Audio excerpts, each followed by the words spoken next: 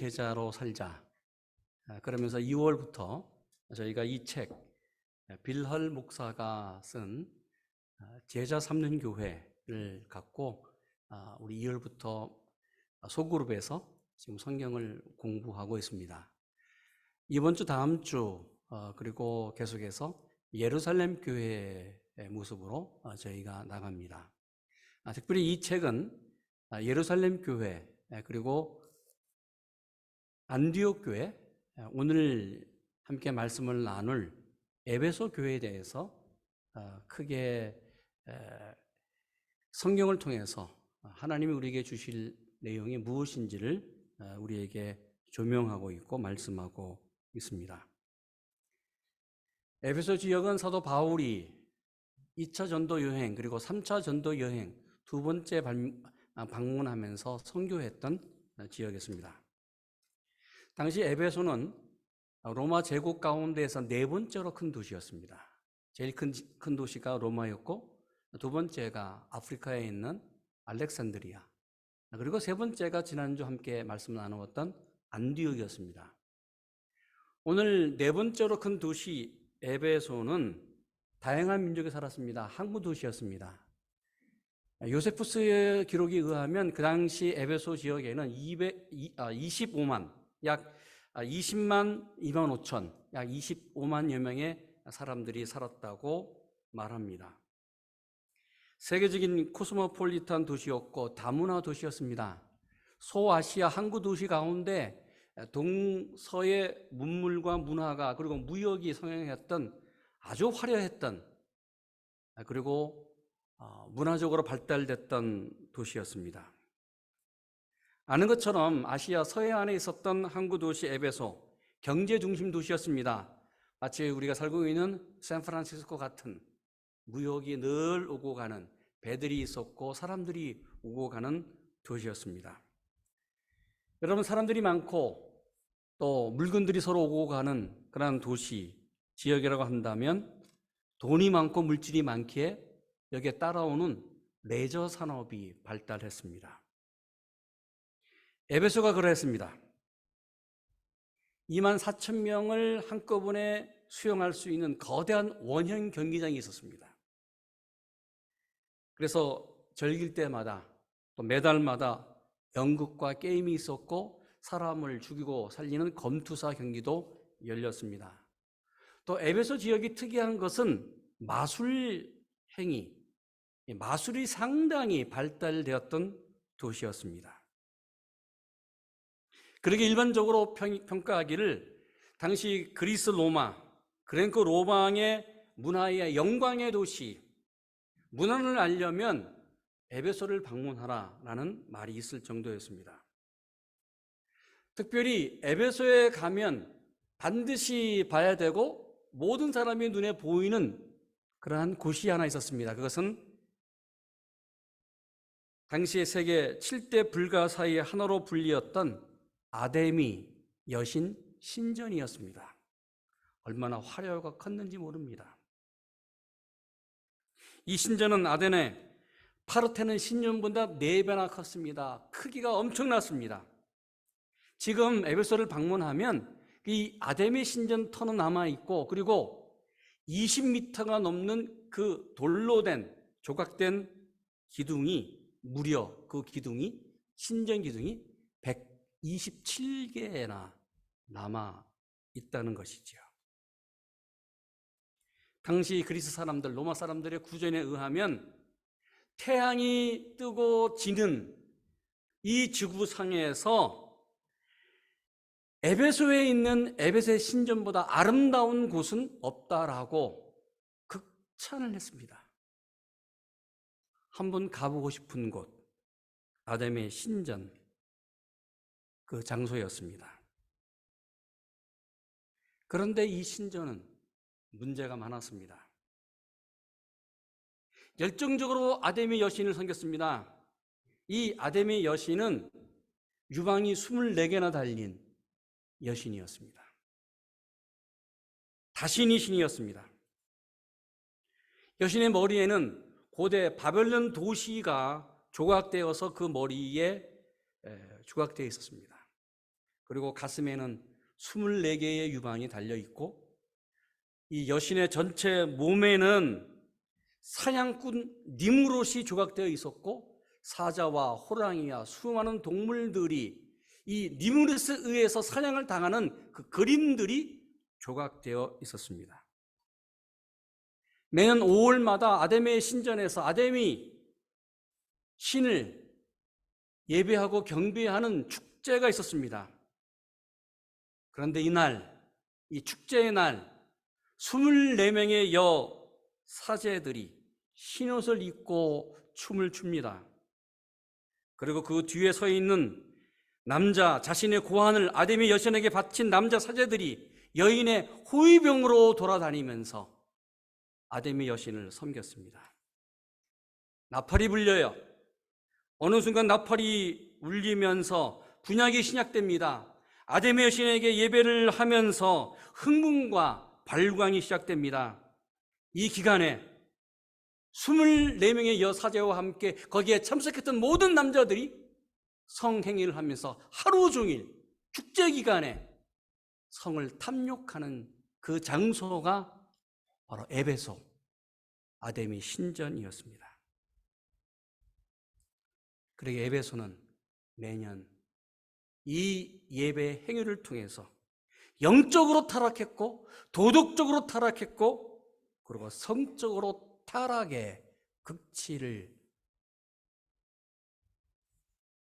날마다 매순간 걸어가는 도시였습니다. 이런 도시의 사도 바울은 전도 2차 여행, 3차 전도 여행, 경제, 문화, 정치, 종교, 다원주의 모든 것이 풍요로운 그 도시에 집중해서 자신의 선교 사역을 시작했고 선교 사역을 확대해 나갔습니다. 여러분, 신약 성경 221페이지를 한번 펴보겠습니다. 사도행전 19장은 사도 바울이 에베소 지역에 와서 2차 전도 여행과 3차 전도 여행에 복음을 증거하면서 어떻게 사역했는지를 구체적으로 보여있는 에베소 교회가 시작되는 말씀입니다. 이렇게 8절, 사도행전 19장 8절 말합니다. 바울이 회당에 들어가 석 달 동안을 담대히 하나님 나라에 대하여 강론하며 9절, 어떤 사람들은 마음이 굳어 순종하지 않고 무리 앞에서 이 도를 비방했다고 말합니다. 무슨 말이에요? 우리가 잘 아는 것처럼 사도 바울은 그 지역에 들어가서 제일 먼저 간 곳이 유대인의 회당이었습니다. 이 회당에 들어가서, 에베소 회당에 들어가서 3개월 동안 하나님의 말씀을 증거합니다. 하나님의 나라에 대해서. 그 가운데 어떤 사람들은 하나님의 말씀, 주님을 영접하고 예수를 믿었습니다. 그런데 어떤 사람들은 마음이 굳어져서 순종하지 않았습니다. 그러면서 사도 바울이 전한 복음을 무리 앞에서, 사람들 앞에서 비방하고 비평했습니다. 이런 거지요. 예수님이 십자가에서 죽었다. 그 예수님이 다시 죽음에서 다시 살아났다. 이 말씀, 예수님에 대해서, 예수님의 도에 대해서 복음을 증거하자 두 가지 반응이 일어났습니다. 그렇구나. 그런 분이 있었구나. 그렇지. 예수님은 하나님의 아들이다라고 믿었던 사람이 있었는가 하면 무슨 소리냐. 쉽게 말하면 무슨 헛소리냐. 아니, 어떻게 죽은 사람이 다시 살아날 수 있느냐. 너가 눈으로 봤어? 바울을 공개적으로 많은 사람 앞에서 비평하고 공격하면서 복음을 거절했습니다. 어떤 사람들은 마음이 굳어 순종치 않고 무리 앞에서 바울이 전한 복음을 비방했다. 여러분, 그렇습니다.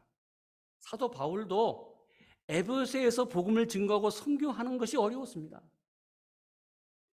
여러분, 복음을 전하는 전도 사역과 선교 사역은 예나 지금이나 동일하여 어렵습니다. 단다는 사람이 나와요. 배역하는 사람이 나와요. 그런데 중요한 사실은 이 모든 것을 경험한 사도 바울이 낙심하지 않았다는 사실입니다. 여러분, 우리가 세상에 나가서 복음을 증거하고 선교할 때에 우리 앞에 거대한 장애물이 생기고 방해물이 있어요. 그런데 오늘 바울처럼 낙심하지 말고 또 일어나서 복음을 증거하는 여러분 되기를 축원합니다. 어떻게 해요? 어떻게 가능할까? 하나님이 역사했습니다. 바울은 에베소에서 다시 새로운 장소에서 새로운 방법으로 전도 사역을 시작합니다. 하나님이 바울에게 새로운 마음을, 새로운 사역을 열어주셨습니다. 그것이 바로 두란노 서원 말씀 사역입니다. 오늘 다시 사도행전 19장 9절 이렇게 말합니다. 어떤 사람들은 마음이 굳어 순종치 않고 무리 앞에서 이 도를 비방하거늘 바울이 그들을 떠나 회당에서 나와서 반대하는 사람들을 떠나 제자들을 따로 세우고 두란노 서원에서 날마다 강론하였다. 할렐루야. 당시 이 두란노 서원, 이 두란노라고 하는 유명한 당시 철학자 이름을 딴 헬라인들이 공부하는 헬라 철학의 메카였습니다. 두란노 서원은 유명한 헬라 철학자 두란노의 이름을 따서 당시 에베소에 모인 사람들이 철학을 논하고 소피스트리 서로 철학을 놓으면서 헬라 철학을 아주 공부했던 그러한 학문의 전당이었습니다. 그런데 여러분, 한번 생각해 보십시오. 헬라 철학을 공부하고 헬라 철학의 메카였던 그 장소에서 사도 바울이 하나님의 말씀을 증거했다. 예수님의 도를 증거했다. 세상 철학, 세상 학문의 복판 가운데서 예수님은 이런 분이다. 예수님은 하나님의 아들이다. 예수님은 십자가에서 죽었다. 다시 사신 하나님의 아들이다를 복음, 생명의 말씀을 증거했다. 그러면서 철학을 논의하는 그 장소에서 예수님의 제자로 만들고 그 제자들을 세웠고 말씀의 역사가 있었다. 여러분, 이것이 하나님의 방법이라는 것이지요. 요즘으로 말하면 이런 것이 아닐까요? 이 서부 지역의 유명한 스탠포드 대학 철학 강의실에 철학을 논하는 수많은 석박들이 있는 그 장소에 한태지 목사가 가서 그것도 3년 동안 철학 강의가 폐하고 설교 말씀을 증거했다. 할렐루야. 이런 일을 한 거예요. 이런 역사가 일어난 거예요. 이거는 당시 세상 사람들이 꿈도 꾸지 못하고 상상도 못한 일들이 하나님이 밀어넣으심으로, 하나님의 역사하심으로 하나님의 말씀, 예수 그리스도의 복음이 증거됐다는 사실입니다. 그렇습니다. 바울은 하나님의 능력으로 제자를 세웠어요. 복음을 증거하면서. 여러분, 강론이라고 하는 것은 1시간 한 것이 아니라 아침, 점심, 저녁, 하루 종일 신구약 말씀, 하나님의 말씀을 증거했다는 거예요. 그것도 한 달이 아니라 3개월이 아니라 3년 동안. 하나님의 사역이, 하나님의 방법이 놀랐습니다. 여러분, 에베소 교회, 제자 교회가 왜 중요할까? 오늘 다시 19장 10절, 사도행전 10절을 보시면 같이 한번 읽을까요? 같이 사도행전 19장 10절을 펴시고 같이 읽습니다. 저와 읽습니다. 2해 동안 이같이 하니 아시아에 사는 자는 유대인이나 헬라인이나 다 주의 말씀을 듣더라. 아멘. 사도 바울이 두루두루 소원에서 말씀을 양육합니다. 말씀을 가르칩니다. 양육하자 양육받은 제자들이, 그 제자들이 오늘 말씀의 은혜를 받고 말씀으로 살아요. 그러면서 에베소에 있지 않고 성경 보십시오. 10절. 아시아에 사는 자는 유대인이나 헬라인이나 다 주의 말씀을 듣더라. 나가서 이 두란노 소원에서 말씀으로 배웠던 그 제자들이 소아시아에 나가서 복음을 증거하는데 헬라인이나 유대인이나 다 주의 말씀을 듣더라. 아멘. 바울에게 훈련받은 제자들, 성경은 그가 누군지 나오지 않아요. 그 사람이 어떤 사람인지 이름으로 기록되어 있지 않아요. 그런데 이들이 나가서 아시아에서 복음을 증거했습니다. 어떤 일이 일어났을까? 어떤 일이 일어났을까? 여러분, 오늘 읽은 요한계시록 2장과 3장을 보십시오. 요한계시록 2장과 3장에 기록된 아시아의 7 교회가 나옵니다. 에베소 교회, 사도 바울이 가서 개척하며 복음을 증거했던 그 교회, 세웠던 교회를 제외한 서머나 교회, 버가모 교회, 두아디라 교회, 사대 교회, 빌라델피아 교회, 라우디아 교회는 사도 바울이 가서 복음을 증거하지 않았습니다. 선교하지 않았습니다. 누구가 세웠다고요?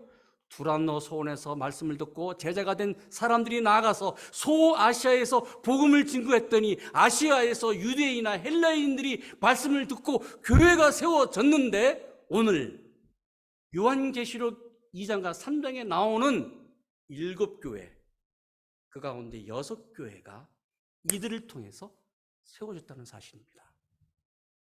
그래서 에베소 교회는 제자 삼는 교회였다는 사실입니다. 선교학자들, 그리고 성경학자들은 말합니다. 이들이 나가서 6 교회를 제외하고 더 많은, 무려 20 교회가 넘는 그 교회를 개척했다고 말합니다. 그렇다면 도대체 에베소 지역의 어떤 역사가, 에베소 교회의 어떤 일들이, 에베소 교회 제자들, 그들이 어떻게 살았기에 도대체 에베소 지역에 어떤 일들이 일어났을까? 에베소 도시 안에 종교 개혁이 일어났습니다. 여러분, 다시 사도행전 19장 19절을 보십시오. 이렇게 말합니다. 17절부터 읽으면 에베소에 사는 유대인과 헬라인들이 다 이 일을 알고 두려워하며 주 예수의 이름을 높이고 믿은 사람들이 많이 와서 자복하여 행한 일을 알리며, 19절, 또 마술을 행하던 많은 사람이 그 책을 모아가지고 와서 모든 사람 앞에서 불사르니 그 책 값을 계산한 즉 은 5만이나 되었더라. 무슨 말이에요? 복음이 들어가고 교회가 세워지고 사람들이 예수님을 믿고 제자가 되면서 그 에베소 지역에 하나님의 역사로 종교 개혁이 일어나는데 이런 일이 일어났다는 것이죠. 아시아에서 마술을 제일 많이 했던 곳이 에베소 지역인데, 그 많은 사람들이, 마술을 하던 사람들이 두려워한 거예요. 하나님을. 실제로 살아있는 하나님이 계시는구나. 천지를 만드신 하나님이 계시는구나. 십자가에 달린 그 예수님이 정말 살아 계시는구나. 자신들이 사용했던 마술을 하면서 점을 쳤던 그 책들을 모아서 불을 살랐습니다. 이 책이 얼마나 많았고 그 책이 얼마나 고급 책이었는지 그 가격이 5만, 은 5만이라고 말합니다. 여러분, 은 5만을 지금 현대말로 바꾸면 5억 원이었습니다. 책 가격이 5억 원. 많은 사람들이 미신을 버리고 우상을 버리고 하나님께 돌아왔습니다. 요즘으로 말하면 이런 거겠지요. 토종, 비결, 점, 운명, 철학, 관상, 수상, 족상, 하여튼간 모든 점치는 책들을 불살랐다. 에베소 지역에서. 살아있는 하나님의 말씀 앞에서는 세상 책이 무가치했습니다. 사랑의 인생을 정하는 이 인생에 대한 인생관에 대한, 운명에 대한 척이 무가치했습니다. 그래서 책을 버렸어요. 불살랐습니다. 왜요? 별거 아니다 이거. 이런 일들을 하지 않겠다, 예수님 앞에서 결단했습니다. 이렇게 된 원동력이 무엇일까? 이렇게 종교개혁이 일어난 일이 무엇일까? 우리 20절 같이 읽습니다. 이와 같이 주의 말씀이 힘이 있어 흥황하여 세력을 얻으니라. 할렐루야. 무슨 능력이라고요? 무슨 능력이라고요? 하나님의 말씀. 살아있는 하나님의 말씀. 말씀이 선포되고 말씀이 역사하자 하나님의 말씀이 사람 심령 속에 들어갔고 제자가 되었습니다. 그들이 다시 말씀으로 살면서 전포하자, 선포하자. 하나님의 말씀이 힘있게 그 지역을, 사람을 변화시켰습니다.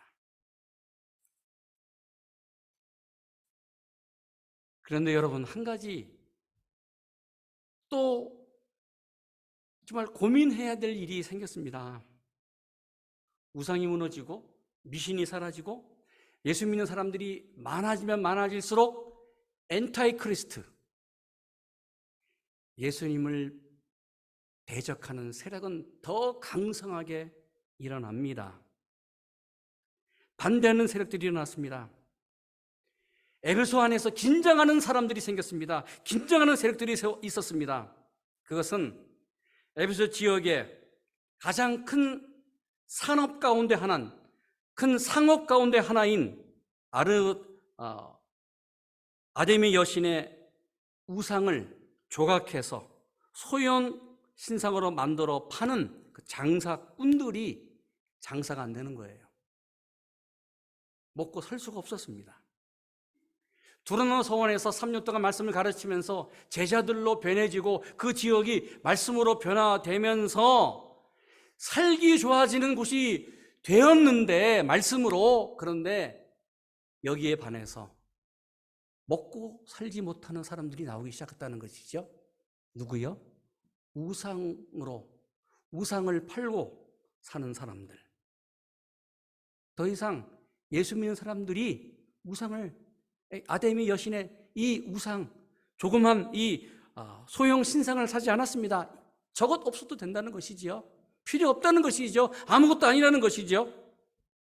시간이 지나면서 에베소 지역에 경제 타격이 온 거예요. 상점이 문이 닫기 시작해요.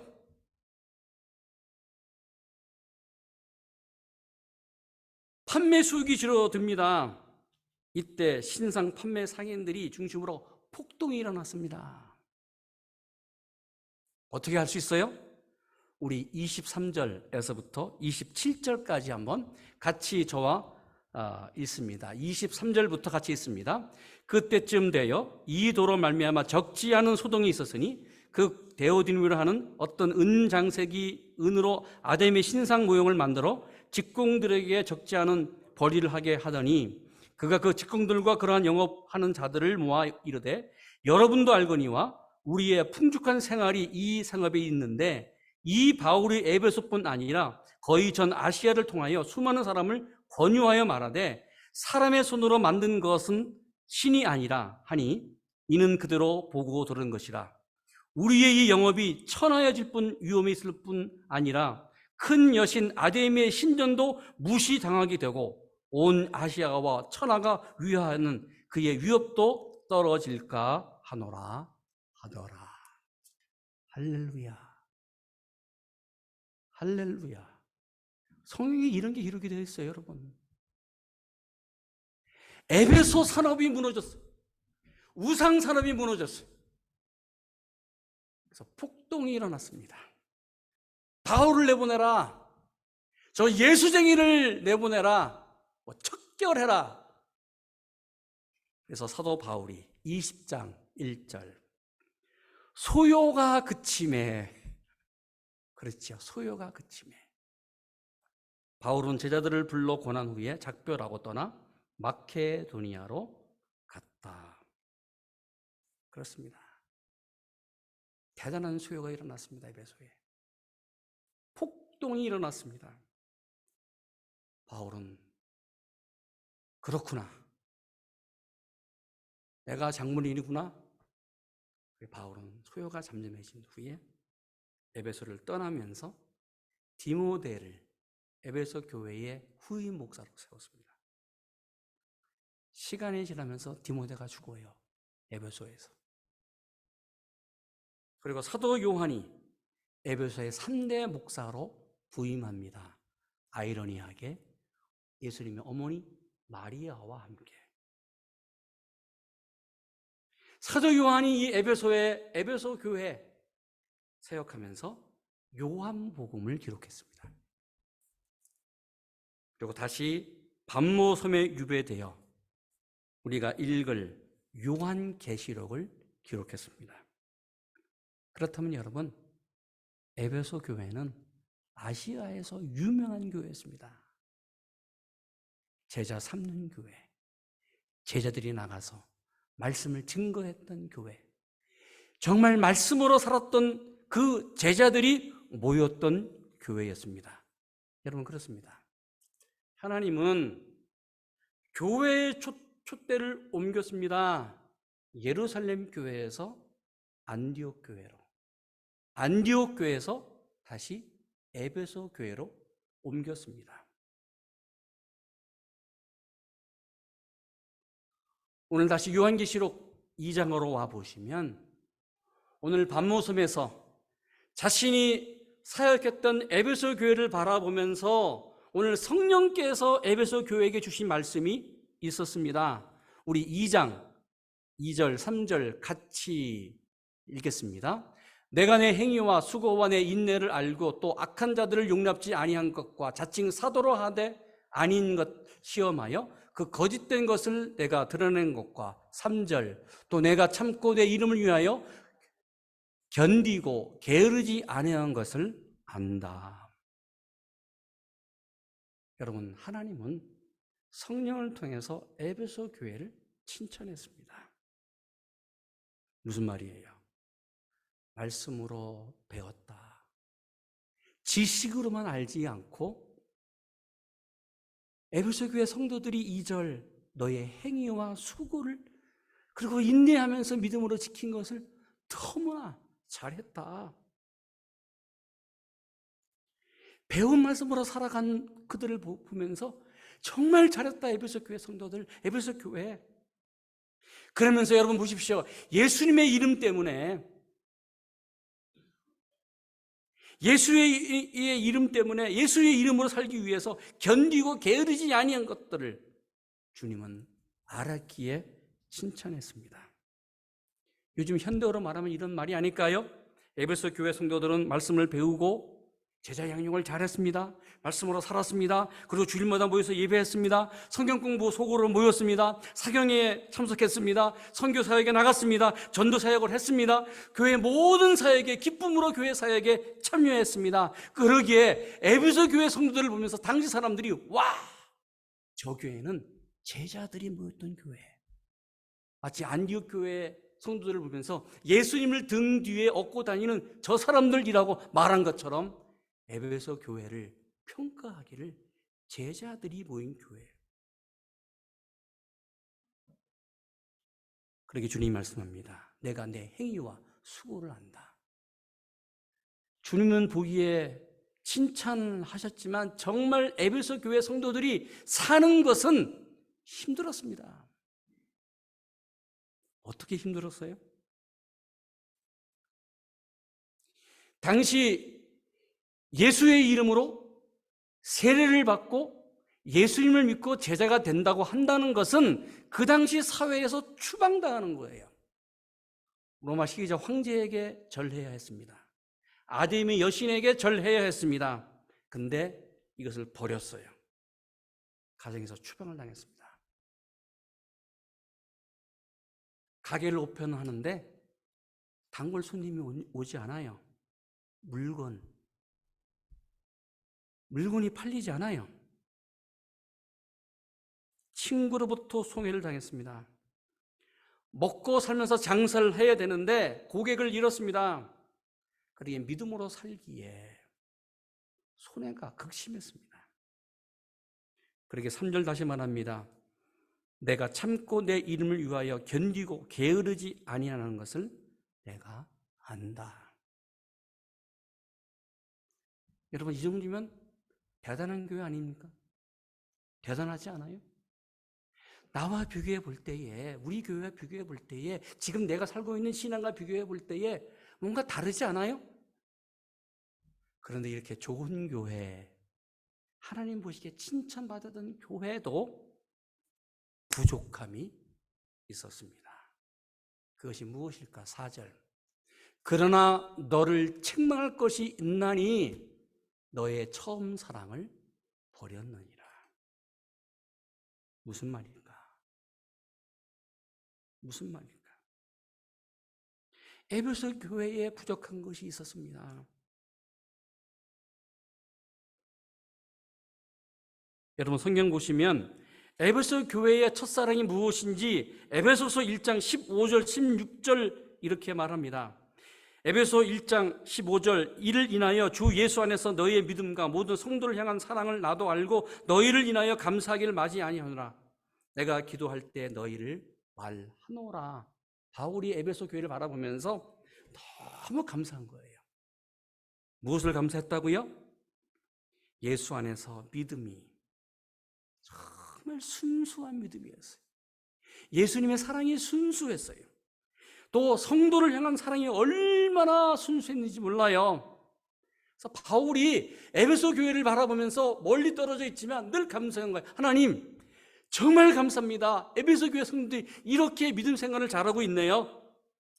기도할 때마다, 바울이 기도할 때마다 바울의 입에서 에베소 교회 성도들 잘하고 있죠. 감사합니다. 그런데 시간이 지날수록 이 첫사랑을 잃어버렸습니다. 어떻게 해요? 왜요? 오늘 이 말씀은 에베소 교회처럼 이 현대교회, 아니 대성교회, 아니 나도 예수님을 순수하게 믿었고 순결하게 신앙생활을 시작했는데 시간이 지나면서 첫사랑을 잃어버릴 수 있다는 사실입니다. 그러게 7절 말합니다. 귀에 있는 자들은 성령이 교회들에게 하시는 말씀을 들을지어다. 성령의 말씀은 당시 2000년 전 에베소 교회에게 던진 성령의 말씀뿐만 아니라 오늘 2024년 성령이 나에게도 하시는 말씀이에요. 대성교회에게 하시는 말씀을 들을지어다. 아니, 성령이 내 안에 계시는 내가 주님의 성전인데 바로 교회인 나에게도 성령이 나에게 하시는 말씀을 들을지어다. 왜 그렇게 됐을까? 시간이 지나면서 살아있는 하나님의 말씀에 집중하기보다는 사람의 논리와 세상의 지식과 세상의 이치에 점점 변화되기 시작한 거예요. 신앙이 변했습니다. 처음에는 순수하게 말씀 그대로 받아들였습니다. 그런데 이 말씀이 정말 이 말씀이 그래? 이론적으로 한번 보자고. 이론적으로. 이 말씀이 정말 그런 말씀이야? 이런 말이겠죠? 하나님이 말씀으로 천지를 창조했다. 창세기 1장. 당신이 있었어, 그 자리에? 어떻게 하나님께서 천지를 창조했어? 그거 믿을 만한 사실인가? 이스라엘 백성이 홍해 바다를 건너서 출애굽을 했습니다. 있는 그대로 받아들이지 않았습니다. 점점 성경을 읽어보면서 이거 아닌 것 같은데? 이게 가능한 사실인가?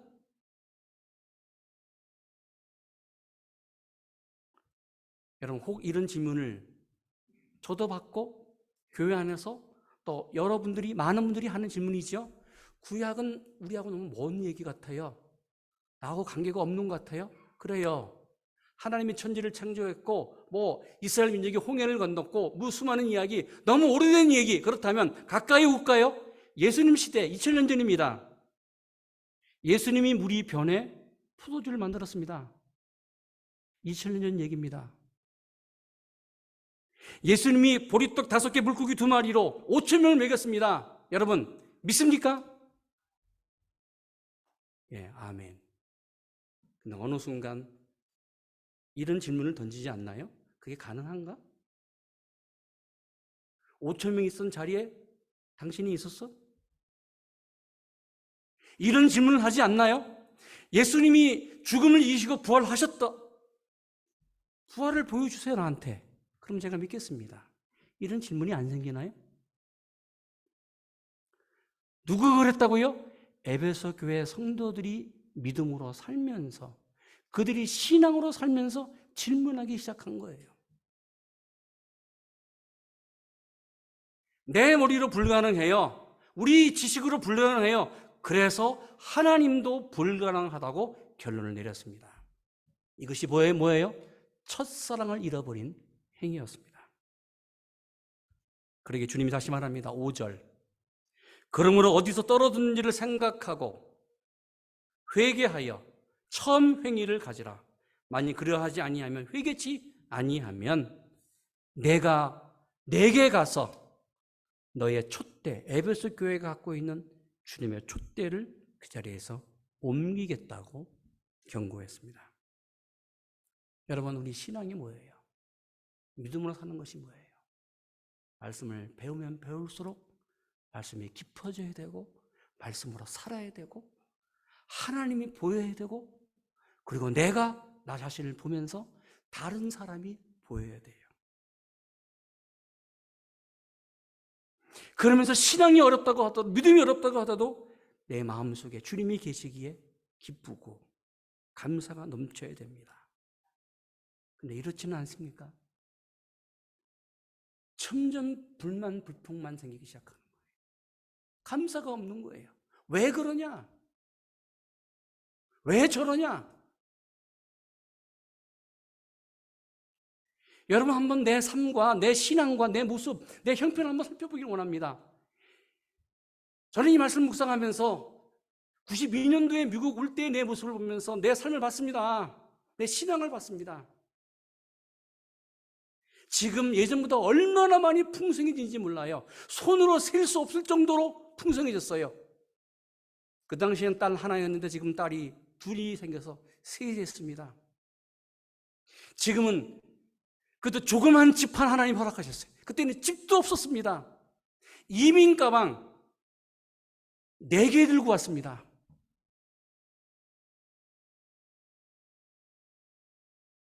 미국 올 때에, 그래도 미국이라는 이곳에 하나님이 역사하셨기에 순수한 마음으로 어떤 일이 생기든지 기도했습니다. 하나님 감사합니다. 도와주십시오. 하나님이 인도하셨습니다. 순간순간 무릎을 꿇었습니다. 그러나 어느 순간부터 무릎을 꿇지 않아요. 너무나 많아서 주체할 수 없어서 풍성해졌는데, 아니 30년 전의 모습보다는 내 입술에 너무나 불평이 많아진 거예요. 불만이 많아진 거예요. 아내에도 불편하고 아이들한테도 불평하고. 왜 그러냐? 내 스스로 보면서 내가 만족이 없어요. 이민 가방 내 2개 들고 왔는데 그걸로 그때는 만족했는데, 할 바를 모르면서 하나님 앞에 기도하면서 이 미국 이민 생활을 시작했는데, 유학 생활을 시작했는데, 지금은 아니라는 사실이지요. 그러게 말합니다. 너의 첫사랑이 어디서 떨어진 것을 생각하라.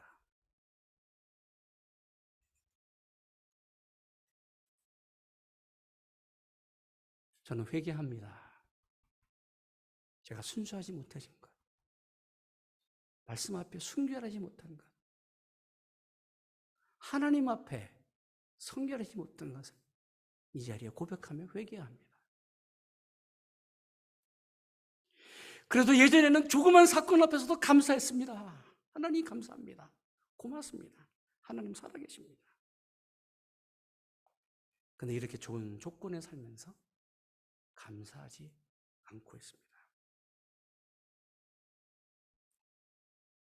오늘 성경 요한계시록을 통하여 성령이 나에게 주신 말씀이 뭐예요? 다시 제자가 되라. 다시 제자 삼는 교회가 되라. 그러게 7절 말합니다. 귀 있는 자는 성령이 교회들에게 하시는 말씀을 들을지어다. 이기는 그에게는 내가 하나님의 낙원에 있는 생명나무의 열매를 주워 먹게 하리라. 할렐루야. 여러분, 신앙은 싸움입니다. 신앙은 전쟁입니다. 그렇게 사도 바울이 디모데후서 말합니다. 내가 선한 싸움을 다 싸우고 믿음을 지켰다. 여러분, 신앙생활하기가 편하다? 그건 가짜입니다. 보십시오. 에베소 교회에게 이기는 그에게는 신앙 싸움에, 신앙 전쟁에, 세상과의 싸움에 이기는 그에게는 하나님의 낙원에 있는 생명나무의 열매를 주게 하리라. 에덴을, 하나님의 나라를 나에게 주신다는 거죠. 여러분, 다시 우리가 제자가 되기 원합니다. 신앙으로, 말씀으로 이겨서 내 가정이, 우리 교회가, 내가 생명나무의 열매, 하나님 나라, 에덴 동산을 회복하는 우리 모두 되기를 주님의 이름으로 축원합니다. 기도하겠습니다. 하나님,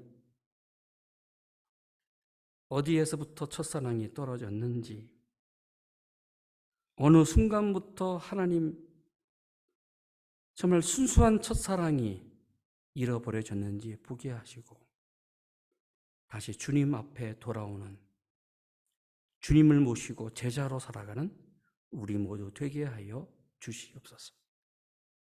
이기게 하여 주시옵소서. 말씀으로 이기게 하여 주시옵소서. 이 신앙의 싸움, 이 신앙의 전쟁, 하나님, 나는 힘이 없습니다. 성령 하나님, 내 속에서 역사하여 주시옵소서. 그래서 하나님 낙원에 있는 생명나무의 열매를 먹고 사는 우리 가정과 교회 되게 하여 주시옵소서. 예수님의 이름으로 기도드립니다. 아멘.